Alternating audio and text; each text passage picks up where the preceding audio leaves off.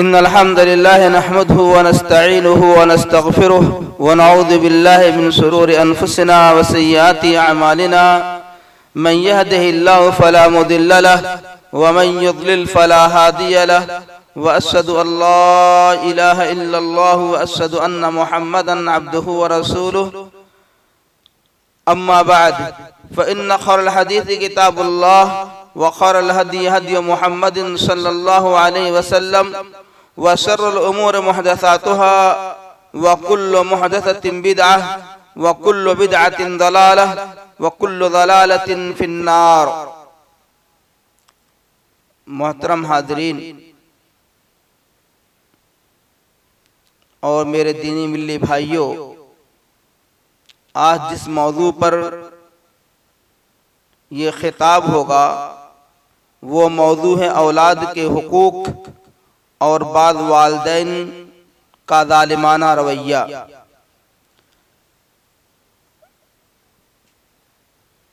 हज़रत उमर रज़ियल्लाहु ताला अन्हु के पास एक मर्तबा एक आदमी ये शिकायत लेकर के आया कि मेरा बच्चा दीन इस्लाम पर या दीनी अहकाम पर अमल नहीं करता है, वो बहुत ही बदतमीज और औबास बच्चों के साथ रहता है।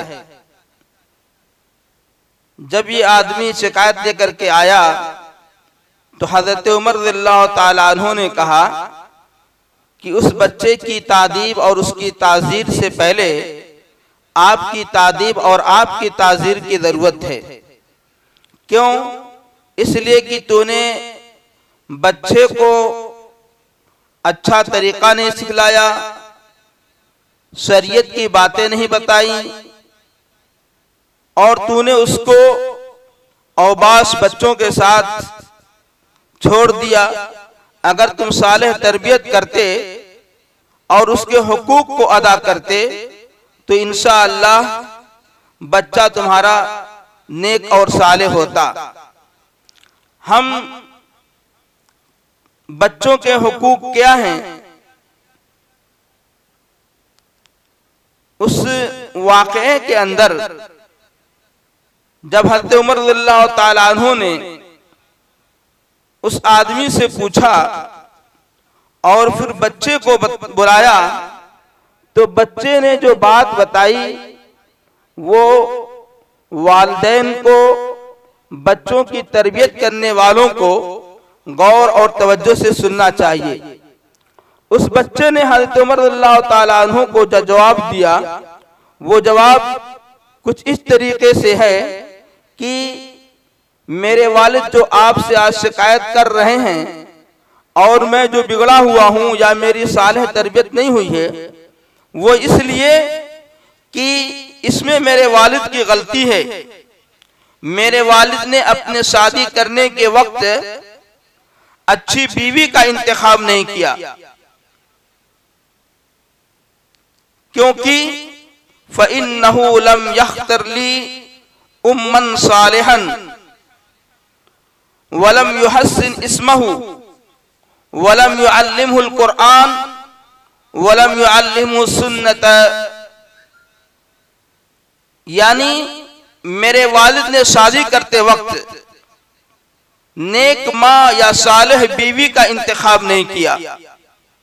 उम्मन सालेहतन, नेक माँ या नेक बीवी आप कहिए।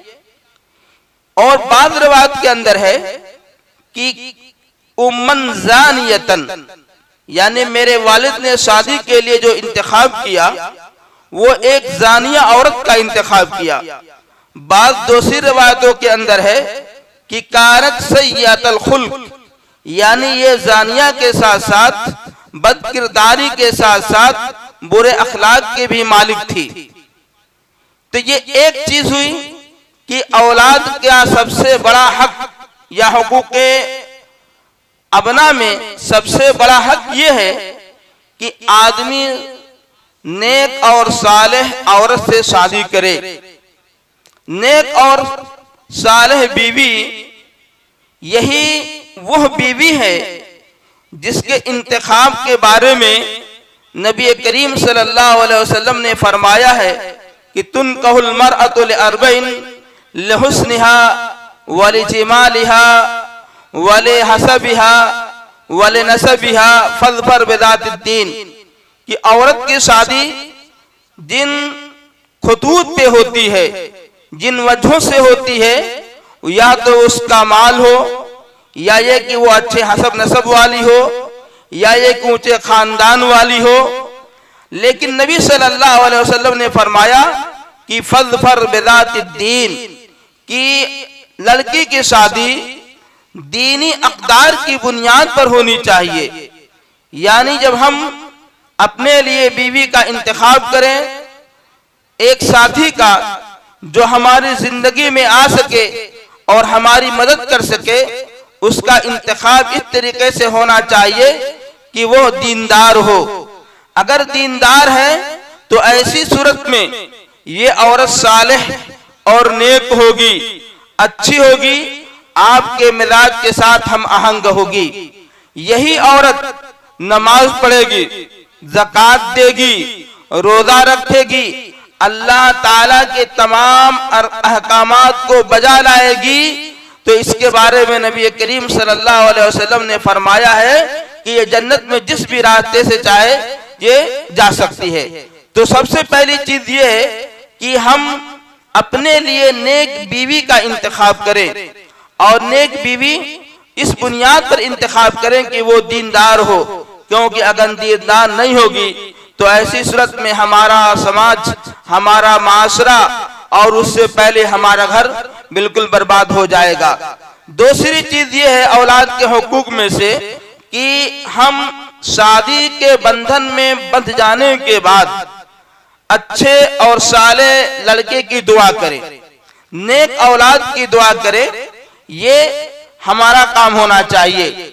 और इसके लिए अगर हम देखें तो कुरान मजीद के अंदर हमें इस तरीके की हिदायत मिलती हैं। रब्बि हबली मिनस सालिहीन, यह दुआ है और कुरान के अंदर है, इसे पढ़ना चाहिए। इसका मतलब यह है कि ऐ अल्लाह तू हमें सालेह और नेक औलाद अता फरमा। जब इस दुआ के बाद अगर अल्लाह ताला ने उसके आंगन में खुशनुमा फूल उगा दिए हैं, तो ऐसी सूरत में मादर के अम्मा के रहम के अंदर अगर नुतफा करार पा गया है, तो हमारी जिम्मेदारी ये है कि हम उसको बाहयात रखें, यानी उसको माँ के पेटी में उसको मौत न दे दें या किसी ऐसे जरिए से उसको खत्म न करें। ये हमारी जिम्मेदारी है कि उस नुतफे को, माँ के पेट में पलने वाले बच्चे को बाहयात रखें। इस सिलसिले में कुरान ने जो हमें हिदायत दी है वो ये कि वला तक़्तुलू औलादकुम खश्यत इमलाक, कि अपने बच्चों को रोजी के डर से, खाने पीने के डर से उनको मत कत्ल करो। क्यों?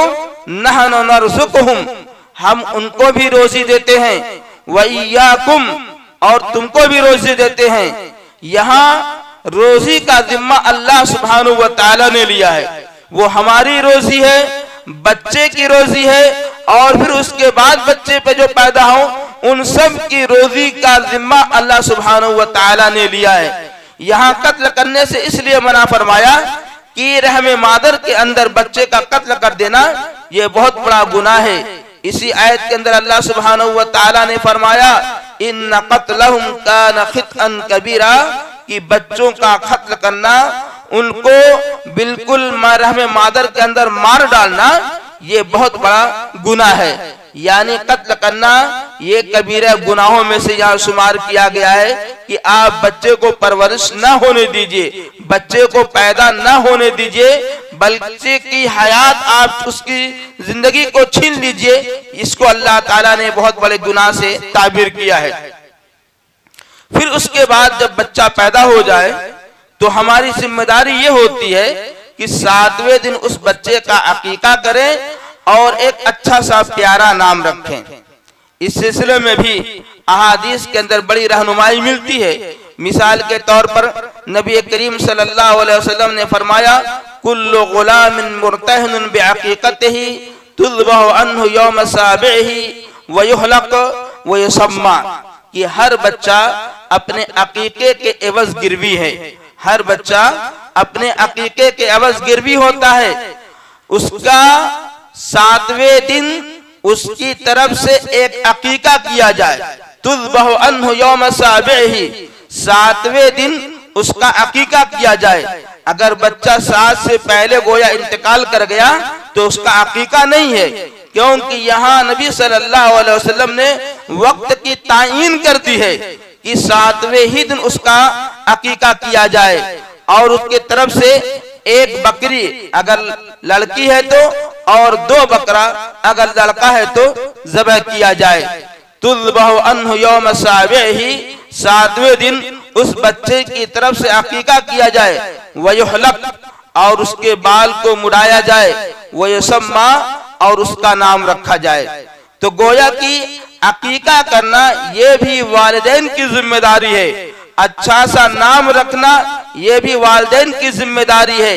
इसी तरीके से नौमौलूद का हलक कराया जाए, उसके बाल को छिला दिया जाए, कटवा दिया जाए, ये भी वालिदैन की जिम्मेदारी है। अगर ये हुकूक आप अदा करते हैं तो ऐसी सूरत में ये बच्चा इंशाअल्लाह ताला अपने वालिदैन का फरमाबरदार और मुती होगा।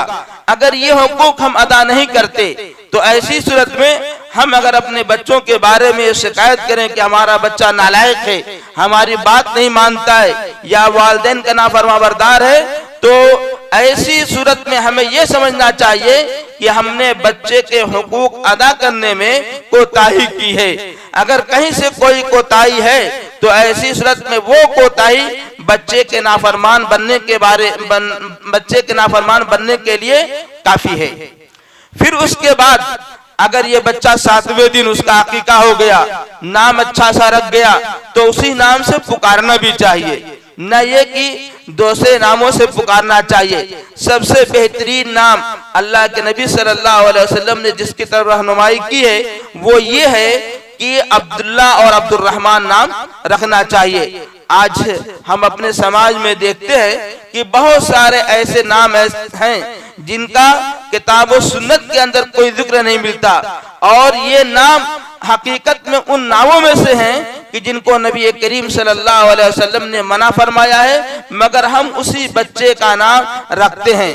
क्यों? इसलिए कि हम चाहते हैं कि हमारे बच्चे का नाम बिल्कुल नया हो, वो नाम हमारे मोहल्ले और रान पड़ोस में किसी बच्चे का ना रखा गया हो। लिहाजा हम ऐसी चीज में वाक़े हो जाते हैं जिस चीज से खुद नबी सल्लल्लाहु अलैहि वसल्लम ने फरमाया है। इसी तरीके से बच्ची का भी अच्छा नाम रखना चाहिए और उसका भी अच्छे तरीके से अकीका करना चाहिए। बहुत सी जगहों पे देखा जाता है कि बच्चा पैदा होता है तो बहुत ही खुशी मनाते हैं, उसका अच्छा सा नाम रख करके बेहतरीन तरीके से अकीका करते हैं, मगर इसी घर खानदान के अंदर उन्हीं लोगों के यहाँ अगर बच्ची की पैदाइश होती है तो ऐसी सूरत में उस बच्चे का न अकीका किया जाता है, न उस धूमधाम से उस बच्चे के विलादत की या उस पर जो खुशी होनी चाहिए उस खुशी को भी मनाया नहीं जाता। गोया कि हमारे यहाँ ज़माने जाहिलियत का वो रस्म और रिवाज होता है कि जब उनके यहाँ बच्ची की खुशखबरी दी जाती है तो उनके दिल स्याह हो जाते हैं और बिल्कुल उनके चेहरे पे बच्ची के विलादत के गलत असरात नजर आते हैं। लेकिन उनके यहाँ अगर बच्चा पैदा होता है तो वो खुशियां मनाते हैं। इस तरीके से हमें इस काम से रुकना चाहिए कि बच्ची हो या बच्चा हो उसका पूरा हक अदा किया जाए। अगर बच्चा है तो 2 बकरा ज़बह कर दिया जाए या 2 बकरी ज़बह किया जाए, और अगर बच्ची है तो ऐसी सूरत में 1 बकरी या 1 बकरा ज़बह किया जाए, प्यारा सा नाम रखा जाए, फिर उसके बाद उनका हलक करा दिया जाए, सर मुड़ा दिया जाए और उसके एवज में चांदी या पैसा दे दिया जाए। अब इसके बाद हम आते हैं एक अहम और हुकूक की तरफ। वो हुकूक है कि जब बच्चा बड़ा हो जाए, बोलने के लायक हो जाए, तो उसे क्या सिखाया जाए।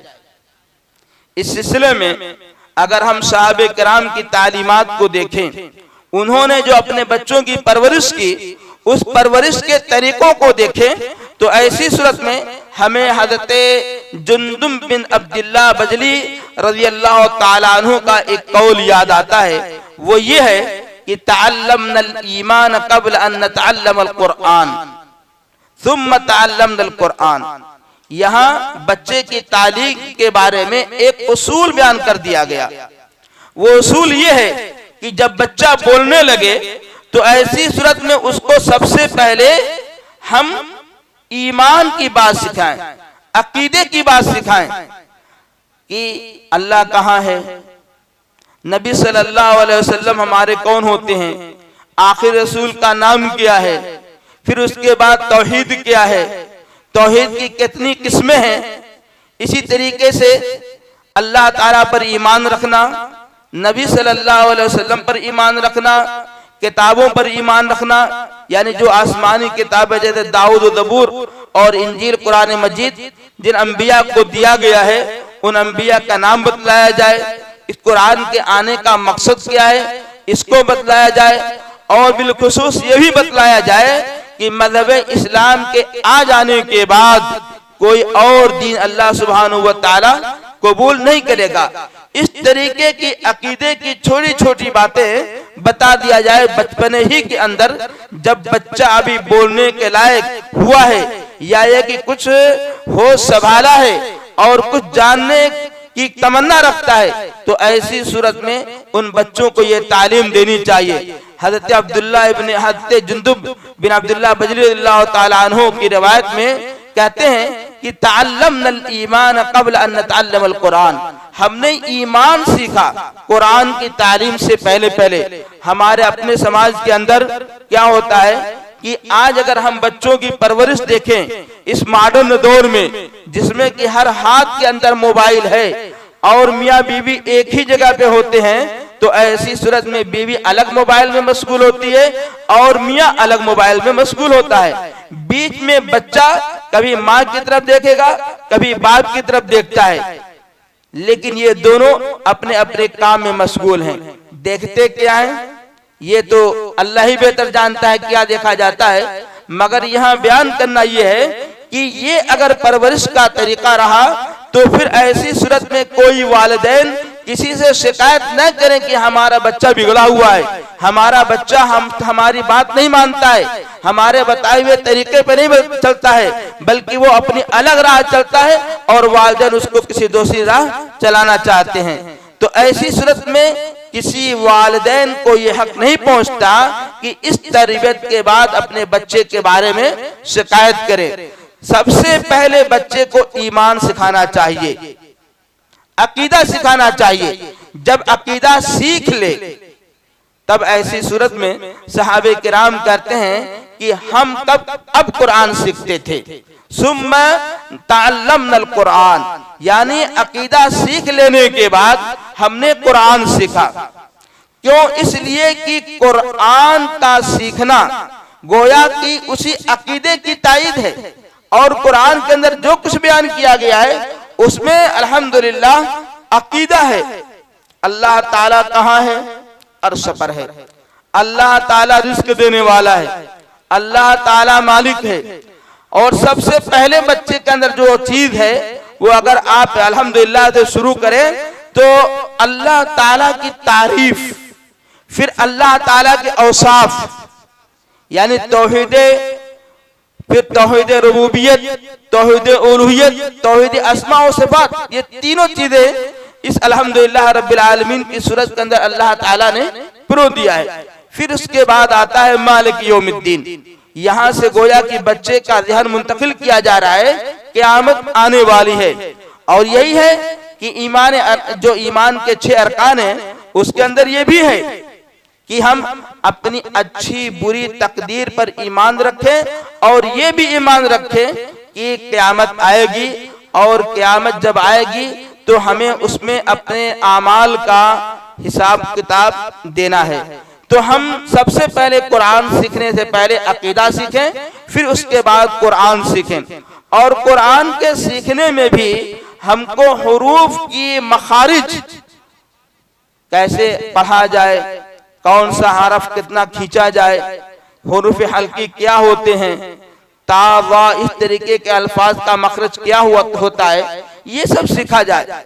और बच्चे को किसी अच्छे कारी के यहाँ ले जाया जाए, हाफिज के यहाँ ले जाया जाए, वो तजवीद के साथ कुरान सीखे, इसलिए कि तजवीद की बड़ी अहमियत है। गोया कि नबी सल्लल्लाहु अलैहि वसल्लम ने भी इसकी तरह भी बच्चों को हिदायत की कि मल्लम यतकल्लम बिल कुरान फलैसा मिन्ना, जो हम में से जो आदमी कुरान अच्छी तरीके से ना पढ़े, जो मखारिज की अदायगी है उस अदायगी के साथ ना पढ़े, तो आपने फरमाया कि वो हम में से नहीं है। यानी हमारा जो तरीका है उस तरीके पर नहीं है, क्योंकि हमारा तरीका ये है कि ईमान सीख लेने के बाद कुरान सीखते हैं और कुरान को भी अच्छे तजवीद के साथ, अच्छी तजवीद के साथ, मखारिज हुरूफ के साथ सीखते हैं। तो हज़रत जुंदुब रज़ियल्लाहु ताला अन्हु की इस कौल के अंदर ये बताया गया कि सबसे पहले ईमान सीखे, फिर उसके बाद हम कुरान सीखें। हज़रत जुंदुब रज़ियल्लाहु ताला अन्हु का ये कौल हज़रत हुज़ैफा इब्न यमान रज़ियल्लाहु ताला अन्हु से भी मरवी है, मगर वो उसके अंदर कुछ ज़्यादती है। वो ज़्यादती ये है कि सयाती कौमुन फी आखिर ज़मान यतअल्लमून अल कुरान क़ब्ल अल ईमान। ये गोया हमारे समाज की बेहतरीन अक्कासी उस जमाने में सहाबे किराम ने आज से 1400 साल पहले कर दिया कि हमारी इस पीढ़ी के गुजरने के बाद, हमारे कुरूने सलासा के गुजरने के बाद कुछ ऐसे लोग भी आखिरी जमाने में आएंगे, यतअल्लमून अल कुरान क़ब्ल अल ईमान, जो ईमान और अकायद की बातें सीखने से पहले पहले कुरान सीखेंगे। और आज हम अगर अपने माहौल का जायजा लें तो हकीकत में ये हमारे ऊपर चिस्पा होती है। गोया कि हमारे दौर ही के लिए ये फरमान है कि हम सबसे पहले कुरान सीखेंगे, फिर उसके बाद ईमान और अकीदे की बात सीखेंगे।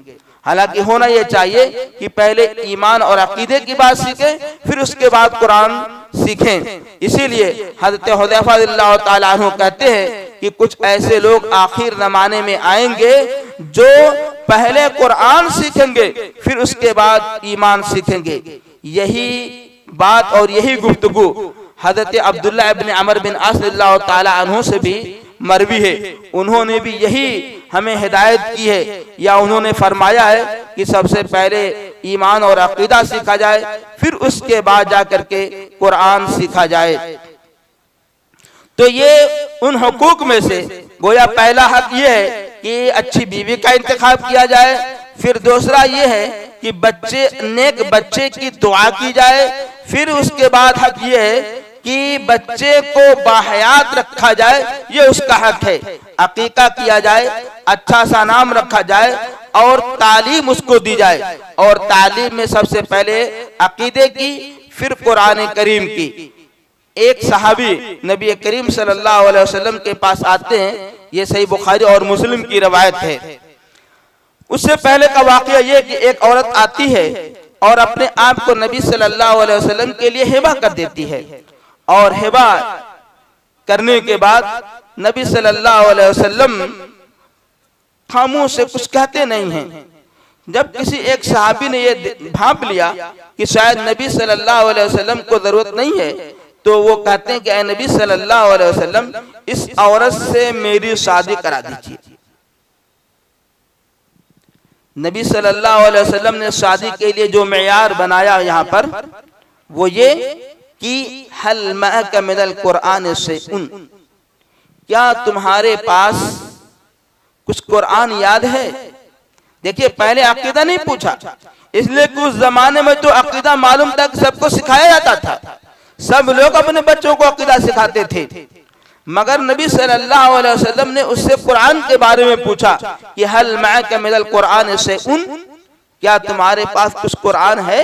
तुम्हें कुछ कुरान याद हो तो मैं इसी कुरान के हिफ्ज जो तुम अपनी बीवी को सिखाओगे, इसी को महर मुतय्यन कर दूं।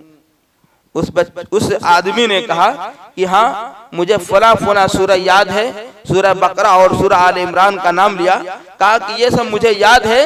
नबी सल्लल्लाहु अलैहि वसल्लम ने इसी पर उसकी शादी कर दी।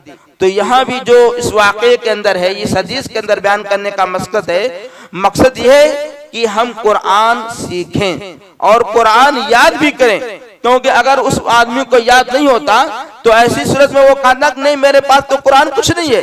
क्योंकि कुरान याद है तब गोया कि आपको कुरान का कुछ हिस्सा आपने याद कर रखा है। ये तालीम के ताल्लुक से गुफ्तगू थी। अब उसके बाद ये है कि बच्चे के हुकूक में से एक हक ये है कि यकसा सलूक किया जाए, बच्चे के साथ यकसा सलूक किया जाए। अगर किसी को अल्लाह ताला ने 2-3 औलाद दे दी है या इससे ज्यादा दे दिए हैं तो ऐसी सूरत में वालिदैन की जिम्मेदारी है कि हर बच्चे के साथ अदल और इंसाफ करें, यकसा सलूक करें। किसी के साथ दूसरा और किसी और के साथ दूसरा ये सलूक नहीं होना चाहिए।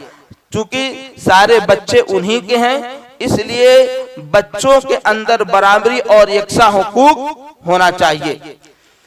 इसलिए कि बहुत से घरों के अंदर देखा जाता है कि अगर बच्ची है तो उसके साथ सलूक उस तरीके से नहीं किया जा सकता जिस तरीके से बच्चों के साथ किया जाता है। इसलिए नबी सल्लल्लाहु अलैहि वसल्लम ने इस खाई को बिल्कुल मिटा दिया और इस खाई को सिर्फ जिंदगी ही में नहीं बल्कि मौत के बाद भी इस खाई को आप सल्लल्लाहु अलैहि वसल्लम ने मिटा दिया। अगर उसकी मीरास अगर वो खुद तकसीम करना चाहता है तो ऐसी सूरत में उसका हुक्म अलग बयान किया। अगर उसकी मीरास तकसीम की जाती है तो ऐसी सूरत में उसका हुक्म कुरान मजीद के अंदर सूरह निसा में अल्लाह ताला ने बहुत ही वाज़ेह तरीके से बयान कर दिया है। मगर यहाँ ये है कि बच्चों के साथ यकसा सलूक किया जाए। आदमी अपनी जिंदगी के अंदर बच्चे के साथ यकसा सलूक करे, किसी के साथ जुल्म और ज्यादती और किसी के साथ यानी ये कि उसके हुकूक को छीन करके किसी दूसरे को दे, ऐसा नहीं करना चाहिए। अगर ऐसा करते हैं तो ऐसी सूरत में बच्चा आपके हाथ से निकल जाएगा। क्योंकि एक छोटा सा बच्चा अगर वो 2-3 साल का है तब भी अल्लाह ताला ने उसके ज़हन के अंदर वो कैफियत पैदा कर देता है कि वो इंसाफ और ना इंसाफ दोनों को जानता है। कहाँ उससे इंसाफी हो रही है और कहाँ उसके हुकूक की ना इंसाफी हो रही है, वो बच्चा खुद जानता है। और इस चीज को वो लोग भी जानते हैं जिनको अल्लाह ताला ने बेक वक्त 2 बच्चे या 2 बच्चियां अता किया हो तो ऐसी सूरत में दूध पिलाने के मसले में वो बच्चे बाकायदा इतना तो शऊर रखते हैं कि वो अपना हक कितना है वो लेते हैं, दूसरे का हक नहीं लेते। और अगर कभी इसमें कुछ ऊंचा नीचा हो जाता है तो बच्चे आपस में झगड़े भी करने लगते हैं या कुछ और इस तरीके की हरकत होती है जिससे वालिदा समझ जाती है। तो एक तो ये हुआ कि बच्चों के साथ यकसा सलूक किया जाए, अदल किया जाए और ये अदल हर चीज में होना चाहिए। यहाँ तक कि रहन सहन के अंदर भी, बच्चों को कुछ देने के अंदर भी और बच्चों के साथ प्यार और मोहब्बत में भी, दुलार और उल्फत में भी ये यकसा सलूक होना चाहिए, बराबरी और अदल होना चाहिए। हज़रत नुमान इब्न बशीर रज़ियल्लाहु ताला अन्हु से कौन नहीं वाकिफ है, एक जलील क़द्र सहाबी हैं। उन्होंने चाहा कि अपनी जिंदगी ही में मैं अपने पूरे बच्चों को अपना माल तकसीम कर दूं। उन्होंने एक बच्चे को दिया और कुछ को कुछ कम दे दिया। फिर उन्होंने चाहा कि जो मैंने तकसीम की है अपने बच्चों को, जो कुछ मैंने दिया है मैं इस पर अपनी बीवी को गवाह बना लूं और नबी सल्लल्लाहु अलैहि वसल्लम को भी गवाह बना लूं। उनकी बीवी ने इस तकसीम पर एतराज किया और कहा कि मैं नहीं समझती हूँ कि ये आपने जो तकसीम किया है कुछ को ज्यादा और कुछ को कम दिया है, मैं नहीं समझती हूँ कि ये आपने अदल किया है।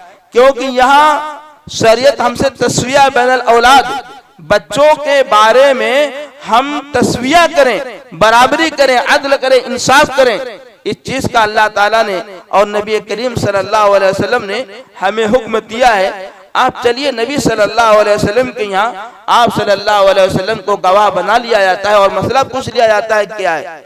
जब नबी सल्लल्लाहु अलैहि वसल्लम के पास गए तो नबी सल्लल्लाहु अलैहि वसल्लम ने उनसे पूछा और बयान फरमाया कि हल नहल कुल्ल वलद कहा कदा, क्या तूने अपने पूरे बच्चों को इसी तरीके से बराबर बराबर दिया है या किसी को कम या किसी को ज्यादा दिया है।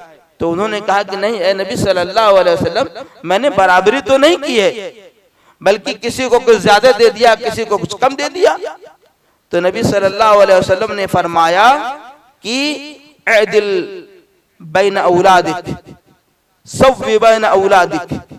और बाद रिवायतों में तमाम लोगों को खिताब करते हुए नबी सल्लल्लाहु अलैहि वसल्लम का अदिलु बैन औलादिक, कि अपने बच्चे के दरमियान अदल करो और तमाम लोग भी अपने बच्चों के दरमियान अदल करें, इंसाफ करें। बाद रिवायतों में सव्वू का लफ्ज है कि बराबर बराबर, कमी और ज्यादती नहीं होनी चाहिए, बिल्कुल बराबर बराबर अपने लड़कों को दे। तो यहीं से ये हमें हिदायत मिलती है कि अगर कोई आदमी जिंदगी में अपना सारा माल अपने बच्चों को तकसीम करना चाहता है तो ऐसी सूरत में वो अपने बच्चों के दरमियान अदल करे, बराबरी करे, किसी को ज्यादा और किसी को कम इस तरीके से न दे, बल्कि हर एक को बराबर सराबर दे। अब ये बच्चों के एक मुख्तसर से हुकूक बयान किए गए हैं। अब ये आप देखेंगे अगर हम इन हुकूक को अदा नहीं करेंगे तो ऐसी सूरत में हमारे हुकूक अदा न करने की वजह से जो कमी और कोताही होगी, ये कोताही और कभी बच्चे की परवरिश पर नजरअंदाज होगी। बच्चा भी आपका मुकम्मल हक अदा न करने की वजह से वो आप अगर देखेंगे तो आप समझेंगे कि बच्चे के साथ जब बराबरी नहीं हो रही है तो बच्चा भी आपके साथ बराबरी नहीं कर पाएगा।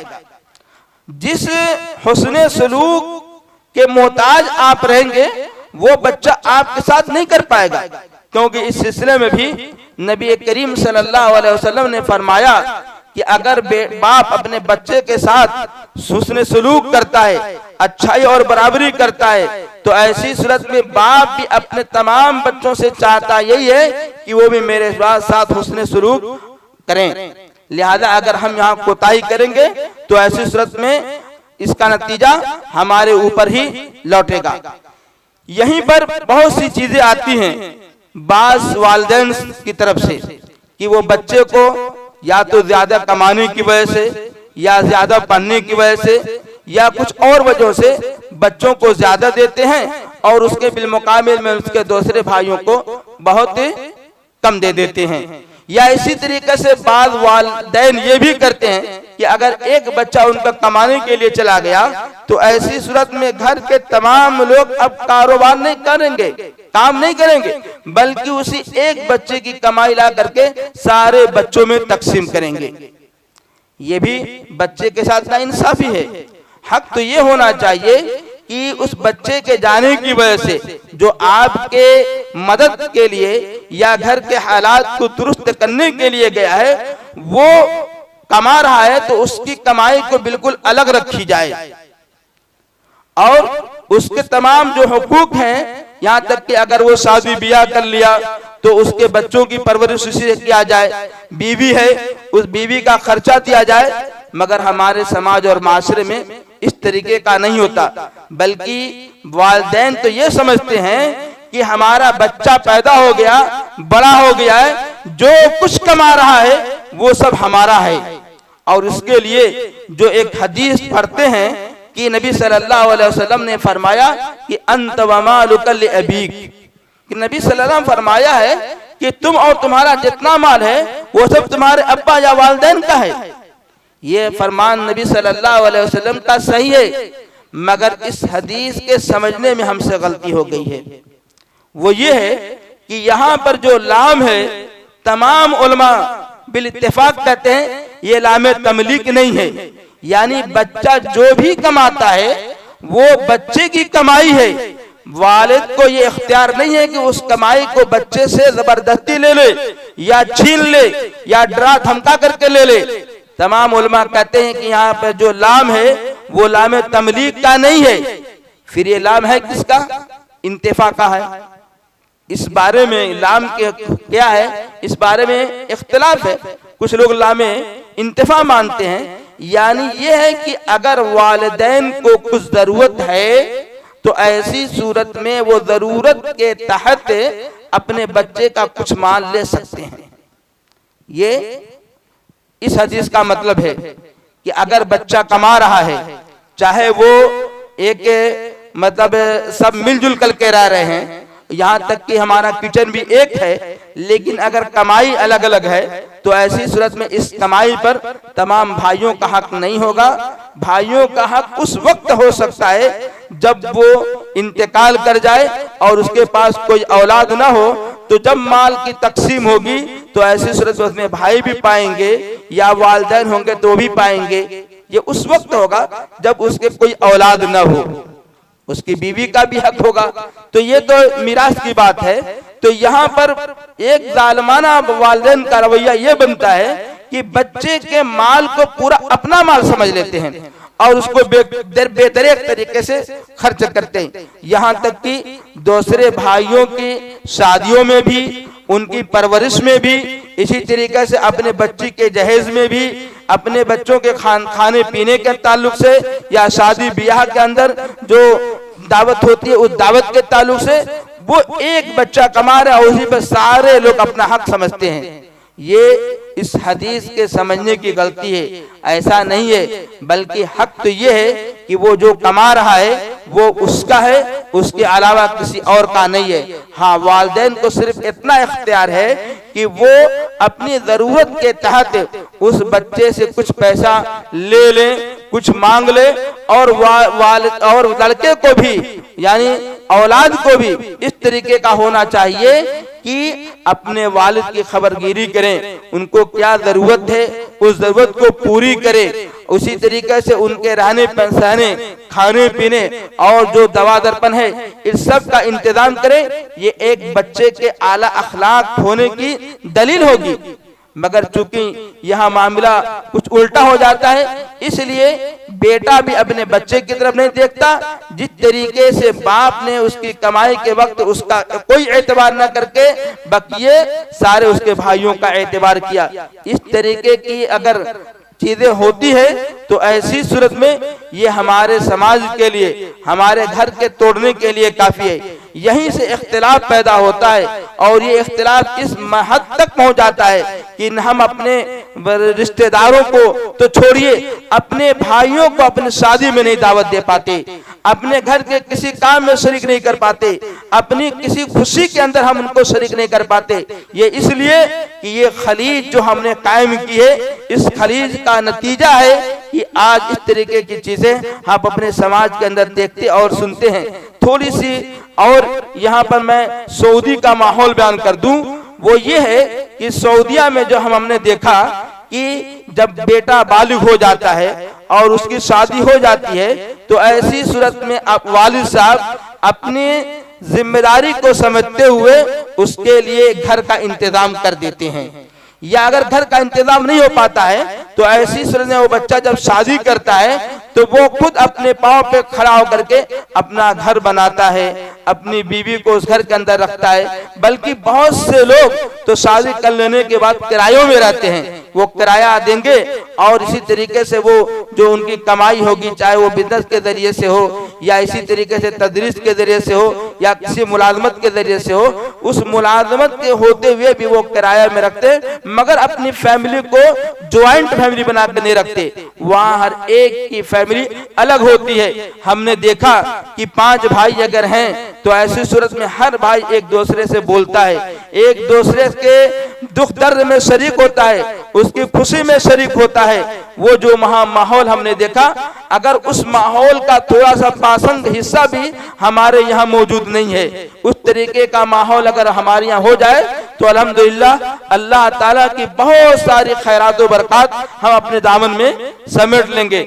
लेकिन हमें जरूरत है इस बात की कि हम सबसे पहले अपने बच्चों के हुकूक को अदा करें और उनके हुकूक को मुकम्मल अदा करने के बाद वालिदैन बच्चों के क्या हुकूक है उनको सही और कायदे के साथ अल्लाह और उसके रसूल अल्लाह का खौफ करते हुए अपने दिल के अंदर उस बच्चे की तरबियत करें और उसके जो हुकूक है उसको अदा करें, तो इंशाअल्लाह इस तरीके की कोई बातें नहीं होंगी।